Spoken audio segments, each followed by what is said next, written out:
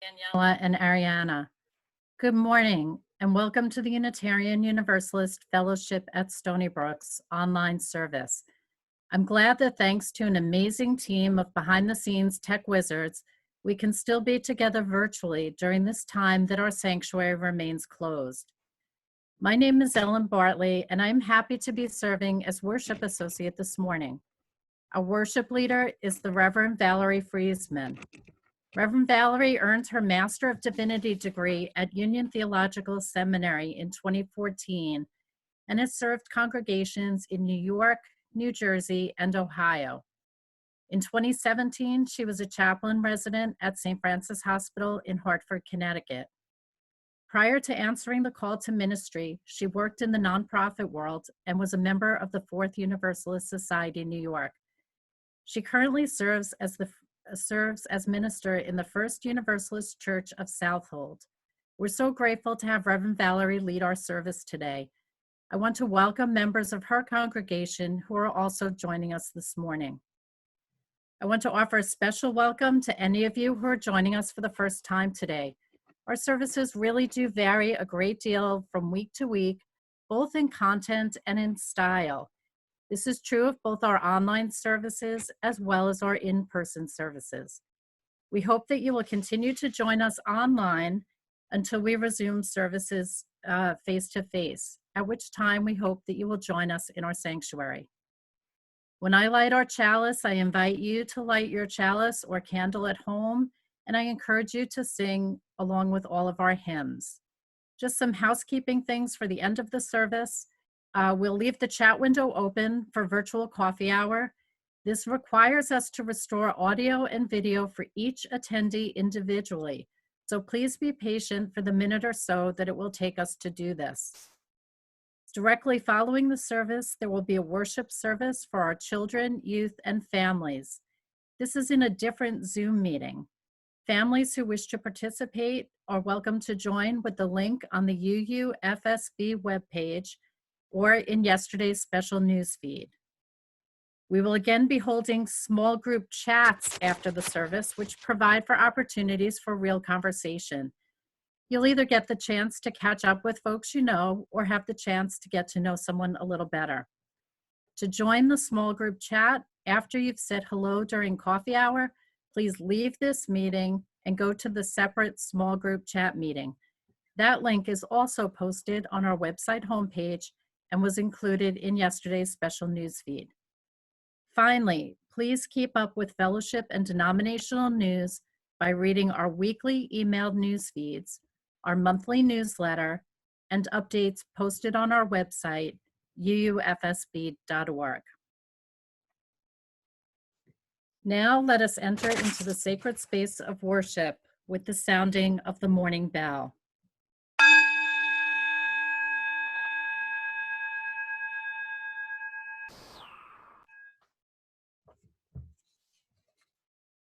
Our chalice lighting words this morning are from Gordon McKeeman.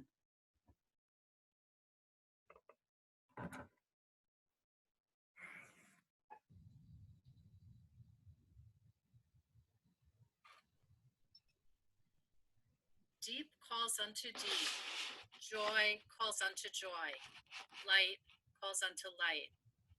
Let the kindling of this flame rekindle in us the inner light of love, of peace, of hope.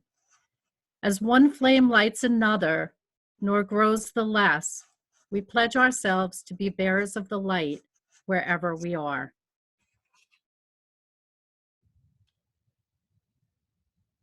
Our opening words this morning are the words of Eric Williams. Let us sing a song to the eternal. Let the earth and her children break forth in song. Let the sky and its creatures in chorus reply. Let the sea and all that is in it with sound out praise. Let the storms raise their voices, the river clap their hands, and the mountains echo a verse from their rocky peaks. May we who are gathered here this morning sing with great rejoicing so that we can fulfill our part in the great choir of all creation.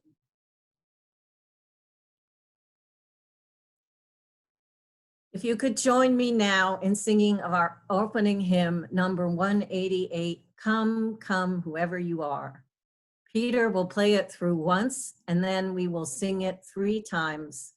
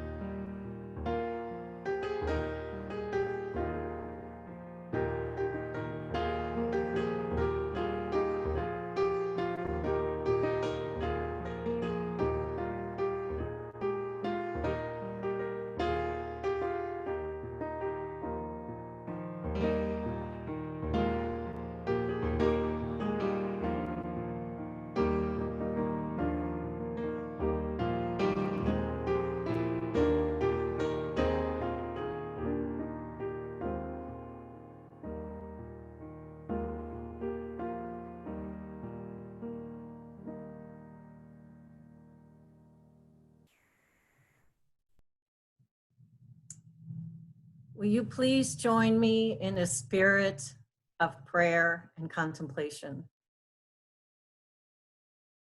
Spirit of life, source of all our endings and beginnings, let us pause and be present to the span of days that is ours to own and to shape. Our lives are defined by joy and sorrow, by our hopes for a better world, and by disappointments in that task. Let us be attentive without judgment or fear to the emotions that accompany these profound contrasts. Let us strive to find within us that wellspring of hope that allows us to endure. This Monday, we acknowledge that for our nation, it is a solemn day of remembrance and reflection on those who have lost their lives to war. We also reflect on the tragedy, injustice, and human error that creates war.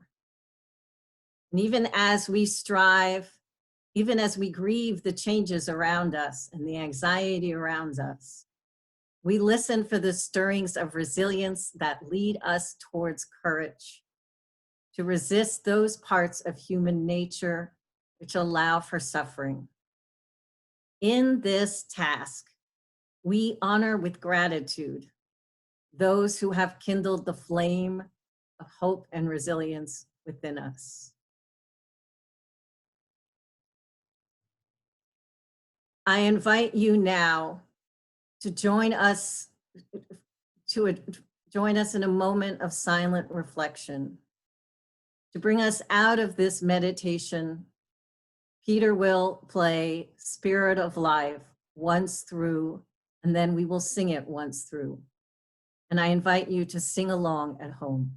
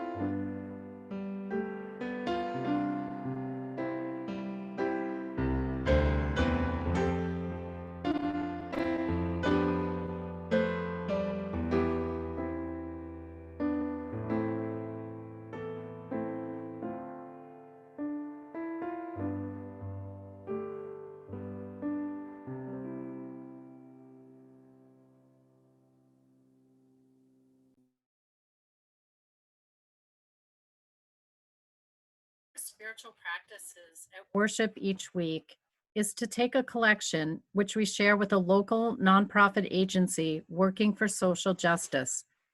The Social Action Committee has decided that the social justice portion of our Share the Plate donations for May through August will be for emergency food assistance. 80% of the social justice portion will be given to Island Heart Food Pantry in Middle Island, and 20% will be kept for UUFSB members who need assistance. Reverend Margie will dispense this through the Minister's Discretionary Fund. Please continue to be generous both with your pledges and with our Share the Plate donations. There are several ways that you can donate while we're not meeting face-to-face. You can use the donate button on your website, use PayPal, a bank bill pay service, or mail a check to the fellowship. To make sure that the office properly applies your donation, please be sure to indicate where you would like the money to go. To do so, either use the memo line on your check or the notes section of PayPal or your bank bill pay service. There are more detailed instructions for this in the newsfeed that was emailed yesterday. Thank you for your contributions to further the work of both our congregation and Island Heart Food Pantry.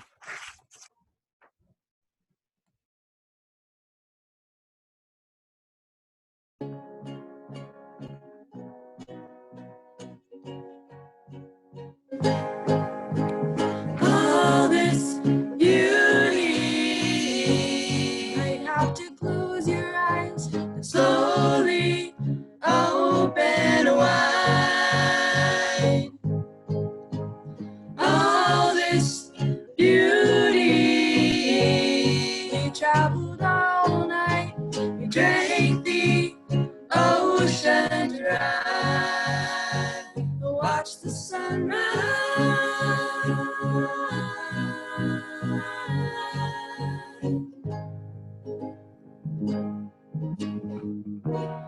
You can ask about it, but nobody knows the way.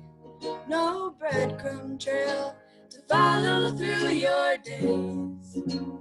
It takes an axe, sometimes a feather, in the sunshine and bad weather.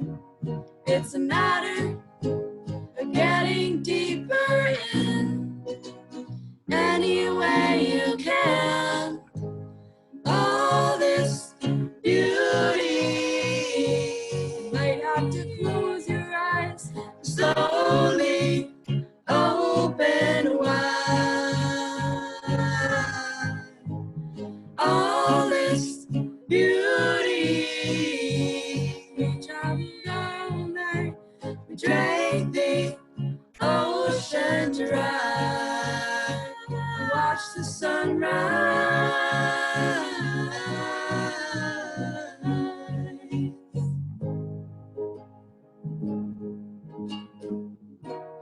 I can see you're new awake. Let me assure you, friend, every day is ice cream and chocolate cake. And what you make of it, let me say, you get what you take from it, so be amazed. And never stop, never stop, never stop. You gotta be brave. All this beauty, might have to close your eyes, slowly open wide. Watch the sunrise.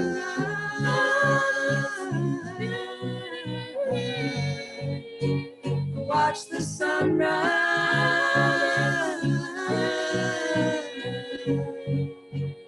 Watch the sunrise.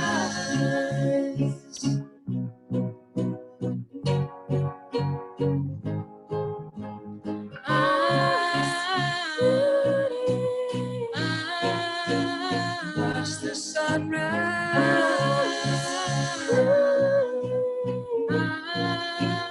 Watch the sunrise.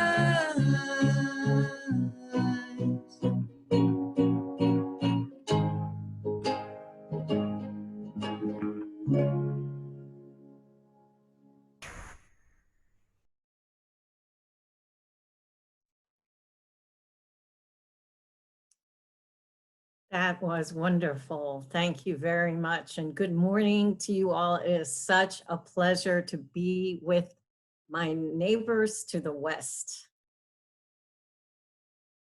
I don't know about you, but there have been times in my life when I have had a sudden awakening to something that was obvious to me all along.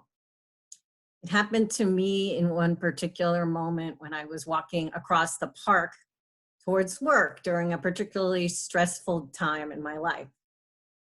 That time I had a feeling of being trapped in a routine, of having to do the right thing because there was no other option. And then I witnessed the pure joy of dogs in a city allowed to be unleashed early in the morning because the rules allowed it. Let loose to run through a city park with joy on their faces, not just the dog park.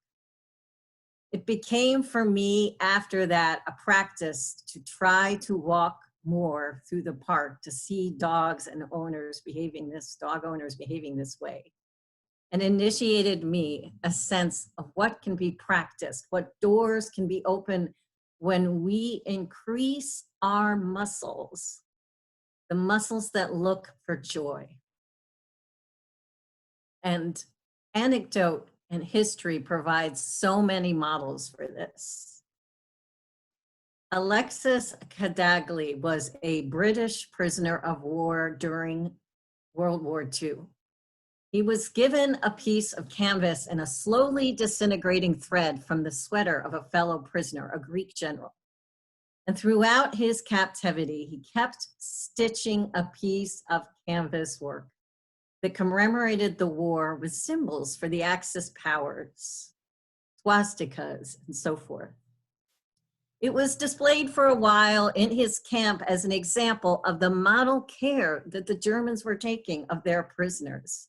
But his captives failed to notice that all along the edges of the canvas, he had stitched in Morse code curses to Hitler and the words, "God save the Queen." He taught others the art of embroidery. And after the war, he said that though the Red Cross had saved his body, needlework had helped preserve his sanity. Another joyful moment occurred to me last year when I was walking along Morningside Heights neighborhood in New York City.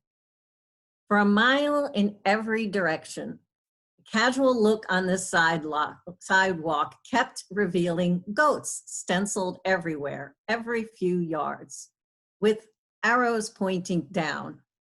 They formed a kind of pointing up around. They formed a kind of trail to a particularly gnarly stretch of land between 118th Streets and 120th Streets in Riverside Drive. Gnarly because the land was hilly and filled with an overabundance of vegetation. It was a kind of job that only a pack of imported hungry goats could handle. Beyond that fence that separated the goats in the city from us, putting the goats back in Gotham helped people of all ages delight in learning not just about goats and their unique contributions to the landscape and what they can offer, but also in learning the names of the goats, following their antics, seeing them grow fat on the vegetation, and yes, voting for the greatest of all time, the goat on the internet. Pure joy is described in the oldest of human musings about the nature of the universe, captured in that psalm that was adapted by Eric Williams that I spoke as our opening words, Psalm 98. In the original Hebrew, the writer speaks about the Lord making known his victory, but it also and showing his steadfast love and faithfulness to the house of Israel. The psalmist speaks about how we sing to the praises to the Lord with the lyre, with the sound of melody, with trumpets and the sound of the horn. And the psalmist also attunes us to the fact that the seas roar, that the floods clap, and all the hills. There's an ancient listening for a certain kind of joy. And I find it so fascinating that it expresses that deep capacity of joy almost on the cellular level. And it rests not just in our hearts and minds, but in creation itself. So it begs the question, what can we do to arrange a world that is full of joy? Designer Ingrid Fettel-Lee studied joy as an element in design, looking for things in our physical environment that are universally acknowledged as joyful. She defined joy as an intense feeling of happiness, something unexpected, colorful, or lighting the senses, like rainbows or ice cream cones with sprinkles, something abundant, like polka dots. And when she started to realize that there might be a universal language of joy, she also began to notice where joy was and was not. Have you ever asked where spaces are joyless and which are not? To whom and for what design grants the possibility of joy, and when does it seem absent? Nothing says this is for 10-year-olds like bright colors and beanbag chairs. But if we all have the capacity to experience joy, why are these things so often linked to childhood? When we practice the cultivation of joy, we're doing more than putting flowers in a dull room. We are contributing to resilience. When a female politician stood up to another politician and attempted to create a filibuster, she was silenced with the phrase, "Nevertheless, she persisted." She was not silenced for long, because this one phrase was multiplied by social media and adapted for creative expression everywhere you looked. There were buttons and mugs and cross-stitch patterns. There were quilts, there was artwork. Emma Goldberg, the famous feminist and anarchist of the turn of the century, created an controversial response to the conditions of the working poor. She also was a person who believed in joy. In her biography, she speaks about being chastised by a young man, a fellow activist, who upbraided her for indulging in the frivolity of dancing. And she defended herself by saying that, "I do not believe that a cause which stood for a beautiful ideal, for release and freedom from conventions and prejudice, should demand the denial of life and joy. If it meant that, then I do not want it. I want freedom, the right to self-expression, everybody's right to beautiful, radiant things. And I would live in it, I would live for it in spite of the whole world, prisons, persecutions, everything, even in spite of the condemnation of my own comrades." So when that designer, Ingrid Fettel-Lee, noticed and made a study of design, she also noticed the places where we do not necessarily speak that language, where we too often create spaces that are joyless and utilitarian. Specifically, nursing homes, prisons, and often even schools. The observation in of this fact should make us think about their purpose and place in society and in our own notions of what order is. What are we practicing and what are we striving to perpetuate? What do we say collectively and individually about the way we plan for the discovery of joy? It seems to be a choice. We can choose to pursue a state of being that maybe others have defined for us. Happiness in the economic sense, for example, keeping up with the Joneses, or a fixed state of achievement, reaching a plateau. Or we can cultivate our own witness and readiness to joy all around us and use that to build our resilience. However we are embodied, we can practice this power and this readiness, this call to rise up and clap like the rivers and the hills. And so I'd like to ask you, when you last felt too tired or ill or angry to do anything else, what startled you out of your routine? What stopped you in your tracks, so to speak, and turned you around? What response did you have? Did it lead you to be open to different solutions to the problem of overgrown lawns like the goats in Riverside Park? Were you reminded to spend more precious hours accompanying those you love in their sense of joy, like a dog outside unleashed? Or are you one who will practice steadily and quietly to create art of resistance that helps build a whole new world and leads you into a sense of wholeness? As I close up this homily, I want you all to take a few moments with me and enter into the chat those moments and times in which you have felt joy in your congregation and also in your lives, and share them with everyone so that we can all get a sense of your collective moments with joy, of joy. We'll spend a few moments doing that.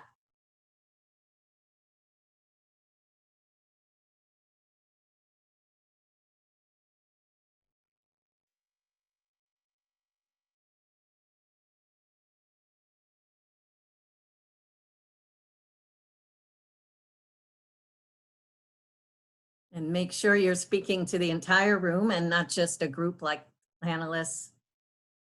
Laura's saying, listening, Greg is saying, listening to the music, people. Enabling people to connect, knitting.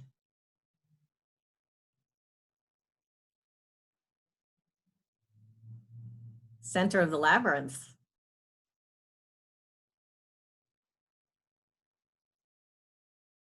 Watching deer.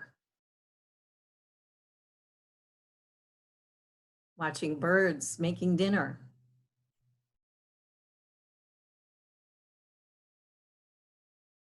Fresh air and sunshine. I'm reading these just in case someone is listening on the phone and not watching the chat.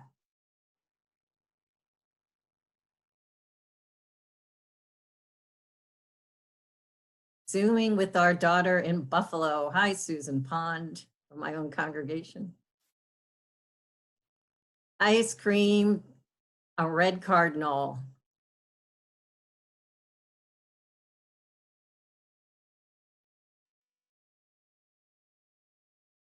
Listening to the Kata children. Can I get an amen?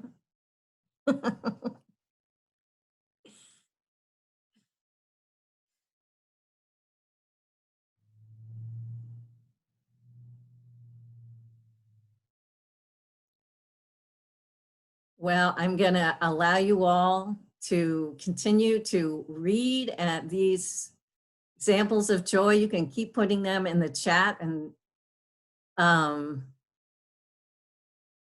this is listening to the descendants of slaves and the descendants of slave owners sharing their stories. That's the joy of resilience. Amen.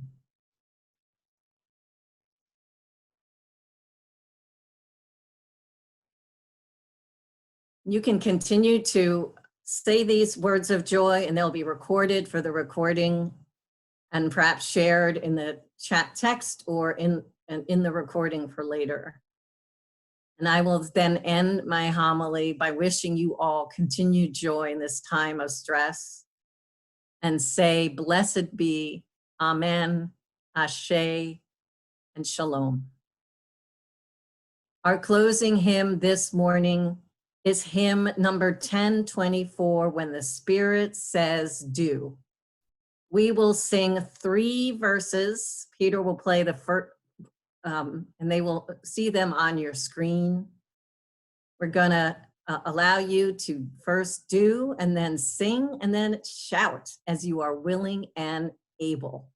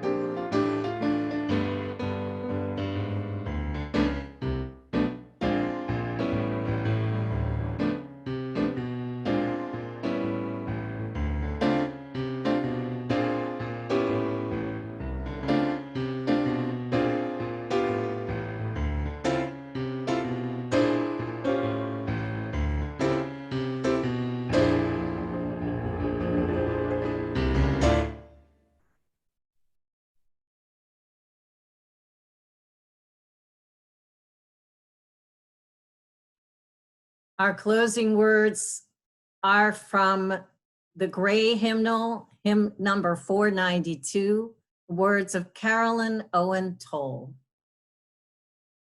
See a blossom in your mind's eye. Allow it to fill the interior of your imagination. Greater perfection of form in nature cannot be imagined. With inward gaze, absorb each wondrous fluted petal. Slide down its humid surface until you drop as dew into its velvety core. Immerse your senses in this safe chamber. Such fragile beauty gives impulse to weep. Slowly reverse the journey. And as you ascend the shaft towards wider light, turn your imagination around and around to see its many facets. Stored within is the memory of all flowers.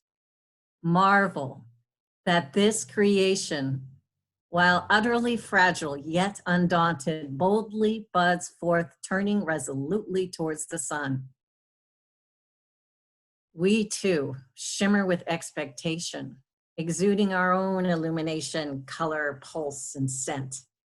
Vulnerable, still we venture our lives courageously towards hope and light, at once fragile and rooted.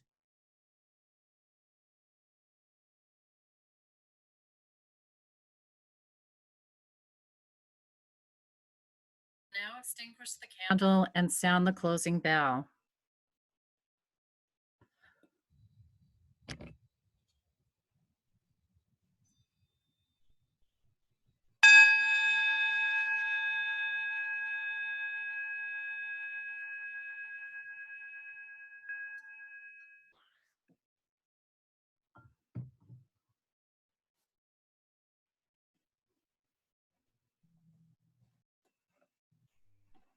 Our closing words this morning are the words of Theodore Parker. Be ours a religion which like sunshine goes everywhere. Its temple all space, its shrine the good heart, its creed all truth, its ritual works of love, its profession of faith divine living.